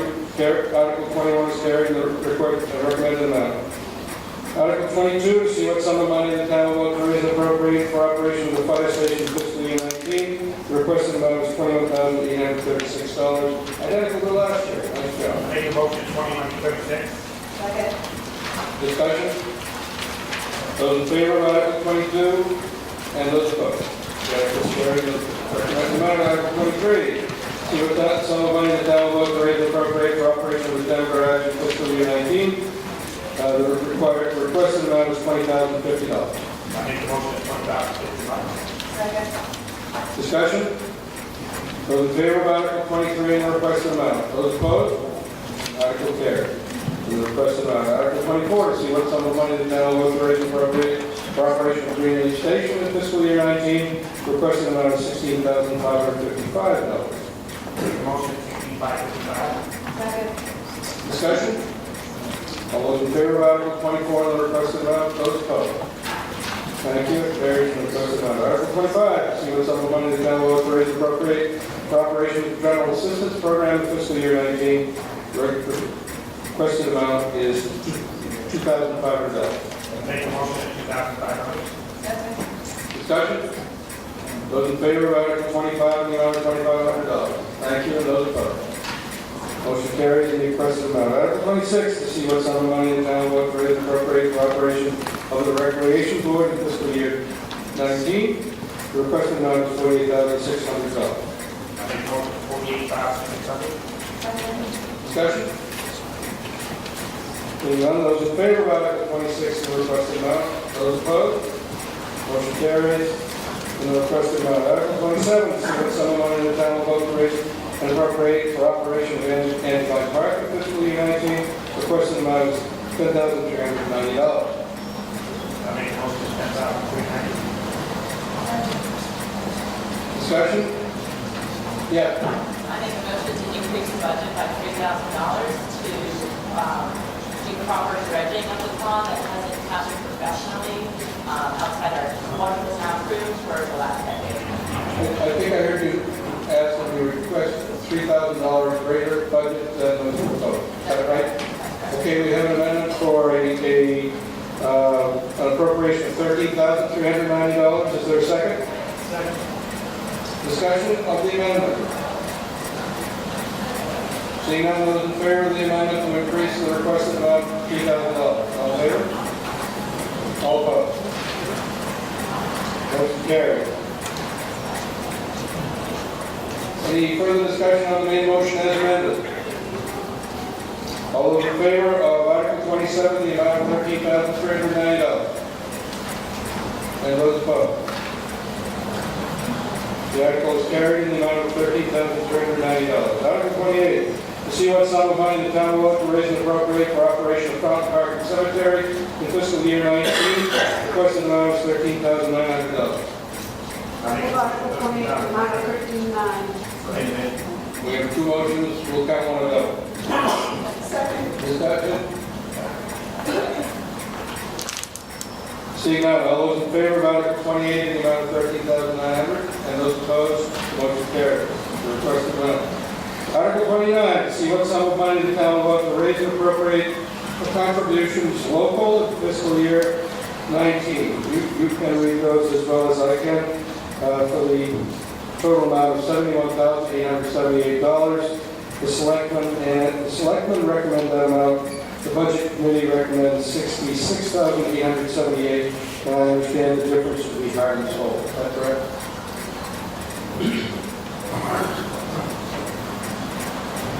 There was an increase in what we consider the cable franchise fees, as you'll see, and snowmobile trails and winter decorations along with the Heart and Soul. No, I'm talking about the recommendation difference between the budget committee and the... Oh, yes, yes. We have a motion on Article 29. Move we accept the budget committee's recommendation.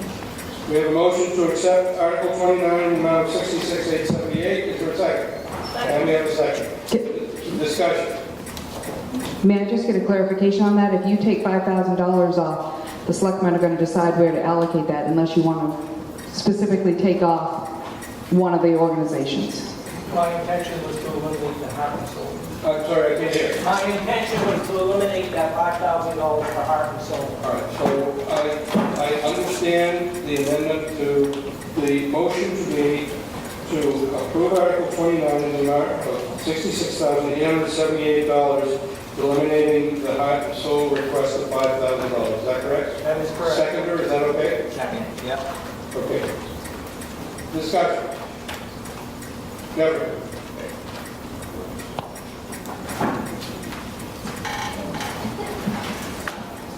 What is heart and soul?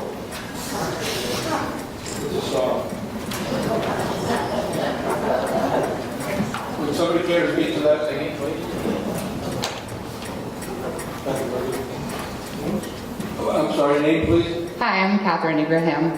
Hi, Catherine. Catherine is not a Bethel resident? I am a Bethel You are a resident. Bethel resident? Yes, I just moved to Bethel a few months ago. Awesome, and thank you. Enjoying it so far. I'm the project coordinator for Heart and Soul, and it is a grassroots community planning initiative. For the past year and a half, we have asked people who live in the towns of Bethel, Newry, Greenwood, Woodstock, and the surrounding townships what they enjoy about living here and what they would like to see this place 10, 15, 20 years from now. We seek to intentionally find people who don't come to town meetings or feel that their voices are heard otherwise, so they can contribute in a new form of civic engagement. Over the past year and a half, we've had a couple dozen volunteers interview over 400 people who live in this area. We have over 3,000 remarks, different hopes, dreams, and aspirations that come from the people who live here about what they would like this place to be. This project is set to wrap up in January, but we hope, the goal is to have an action plan for the next few years with projects that carry forward. The money that we're asking for is to help seed some of these projects. We were funded by Newry for 5,000, Woodstock for 1,000, and Greenwood for 1,000, as well as the unorganized territories for 5,000 this year. Thank you. Further discussion on Article 29 in the amount of $66,878. Hearing none, those in favor of the motion of the article in the amount of $66,878. Thank you, and those opposed? Okay, we have to count. Those in favor of the $66,878, please put your hands up and keep them up while we count.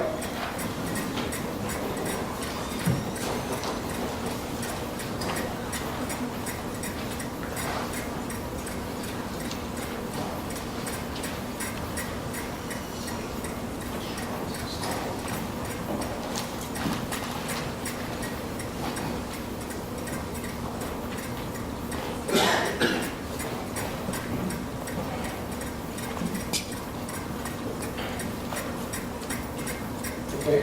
And those opposed to the Article 11?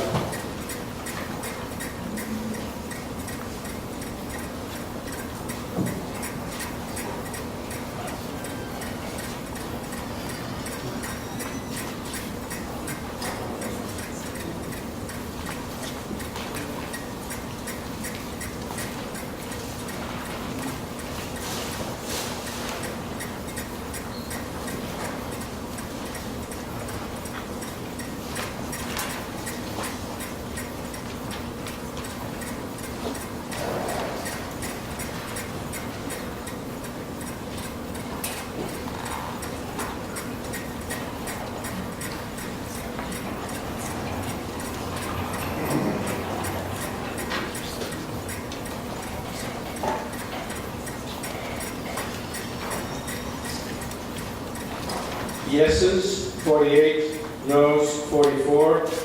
The article is approved in the amount of $66,878. Article 30, to see what sum of money the town will vote to raise and appropriate for contribution agencies in FY19.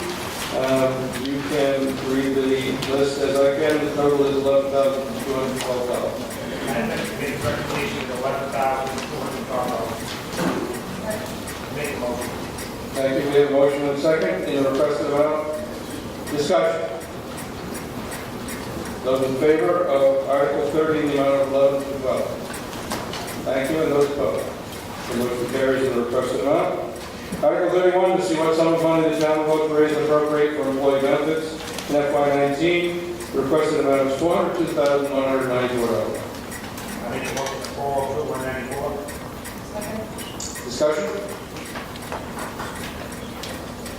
All those in favor of Article 31 in the amount of $402,194, and those opposed?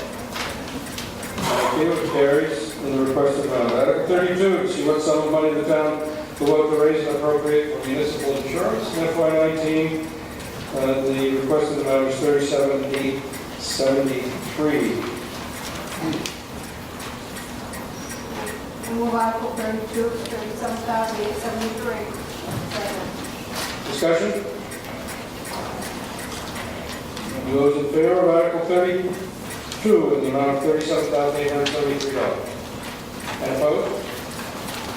The article carried. In the requested amount. Article 33, to see what sum of money the town will vote to raise and appropriate for capital improvements in FY19. You can read the list, and the total requested is $975,000. Anybody want to talk about that at all? I move Article 33 for $975,000. We have a motion and a second at 975. Any discussion? Yes. Number 2, says Chapman Street loan to, assuming it's the treatment plant. Can we hear? Yes, Go to the microphone. yeah, the second item down, you got 158,000, if that's a loan, so how would that be applied? How would we get that out? That has yet to be determined. As you were probably well aware, the wastewater treatment plant has a huge project going on with their upgrade. In an effort to coordinate Chapman Street project with the water district and get it all done at once and make sure that stormwater and sewer is taken care of, the town would loan them to that, and then probably in 1 or 2 years we determine how they're going to pay the town back.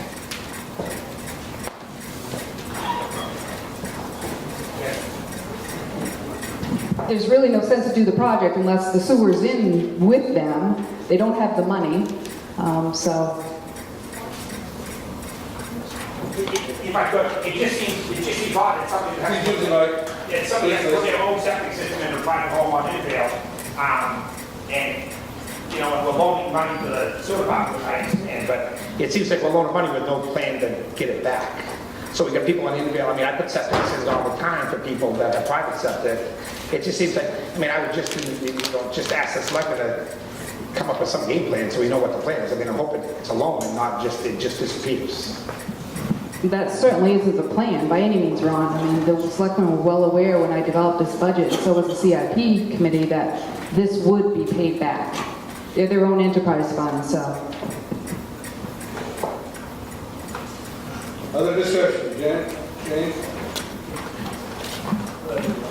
Well, the line item does say loan, so loans need to be paid back. But where do the sewer fees go? Do the sewer fees do anything for the wastewater treatment plant?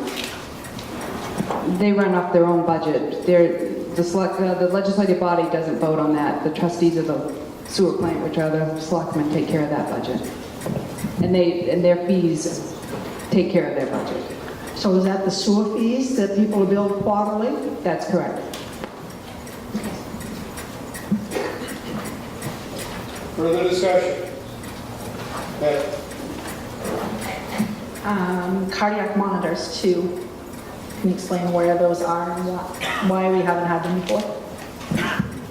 This was a proposal from the ambulance director to place these on the warrant.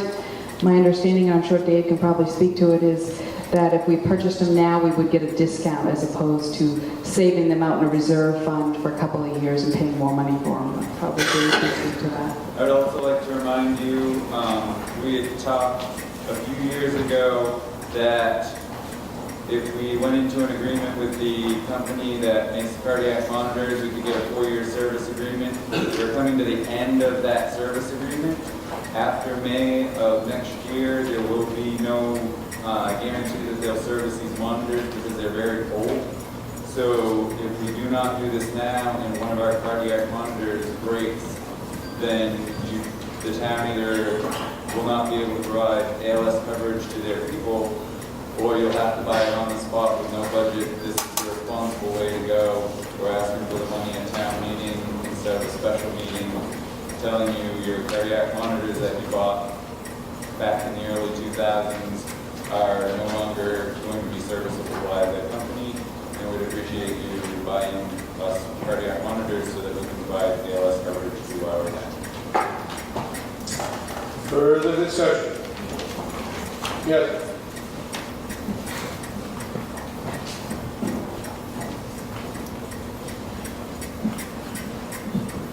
I was just reading this, and I see that Ethel Bisbee's demolition is going to be charged $35,000.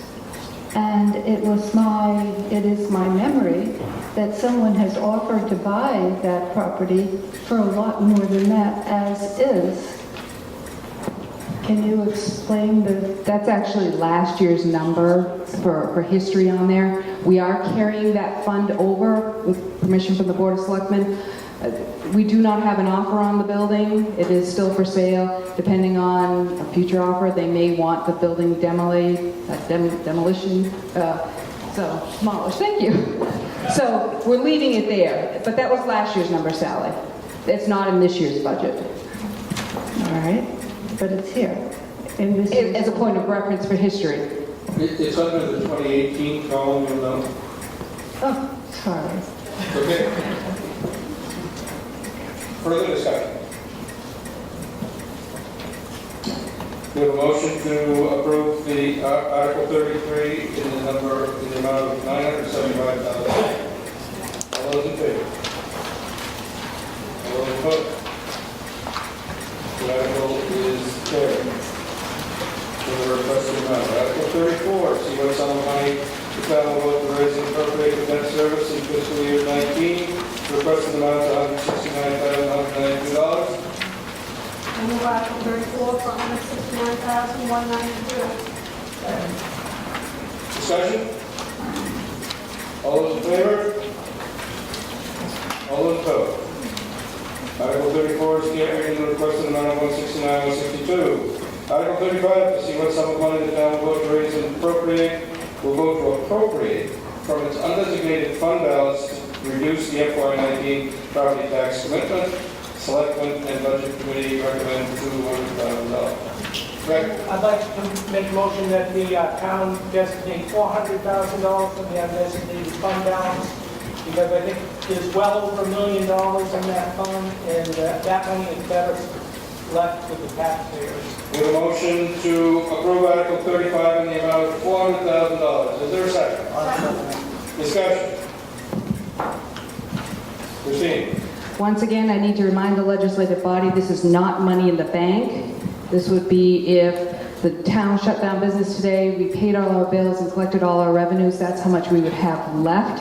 Currently, the fund balance is at $2,090,588. And it costs the town approximately $681,733 a month to run business.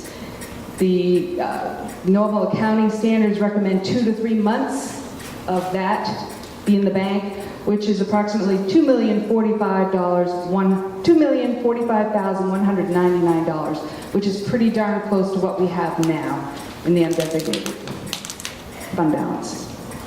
Thank you. Further discussion? That's over the question.